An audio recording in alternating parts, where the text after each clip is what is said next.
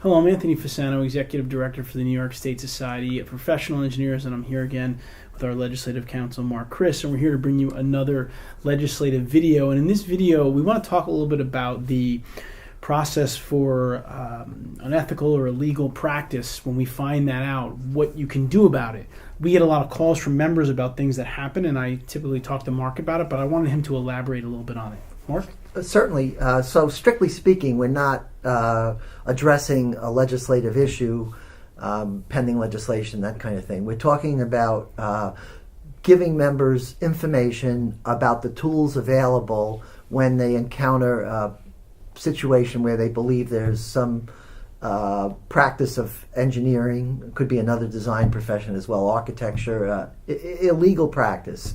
And the way the law is structured currently is that the State Education Department, which is our regulator that licenses 50 some odd professions and all of the design professions, engineering, architecture, landscape architecture, land surveying, and geology, that agency investigates both professional misconduct complaints, and that's the bulk of what they do, but they also have responsibility to investigate any complaint of illegal practice, and they're charged as a matter of law with having to look at the complaint and determine whether there's merit to it. So they do at least an investigation and an assessment of potentially filing some kind of action or making a referral to the other agency that's involved in this area, which is the Attorney General Schneiderman's office.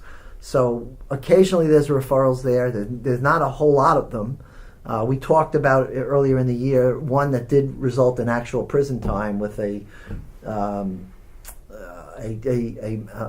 gentleman. Well, I don't use the term.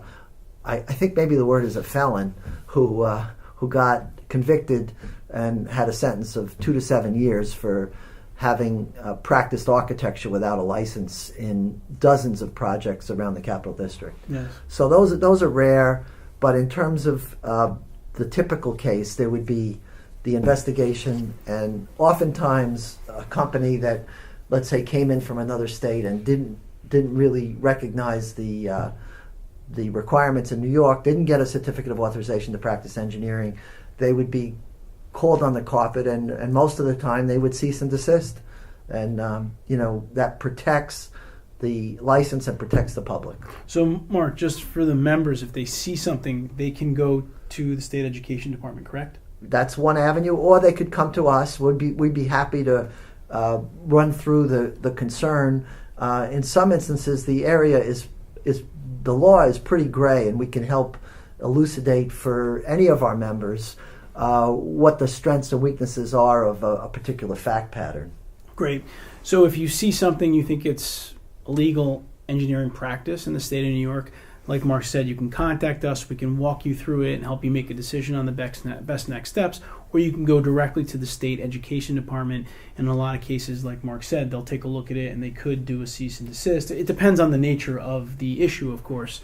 But that's definitely one route you can take. So, Mark, thank you for talking a little bit about that. This is something we get a lot of questions about. If you have additional questions, you can contact us right through the website, and we'll continue to try to, clear up some of these things that aren't so clear. We get a lot of questions about. That's where we can create the videos for you. So thank you.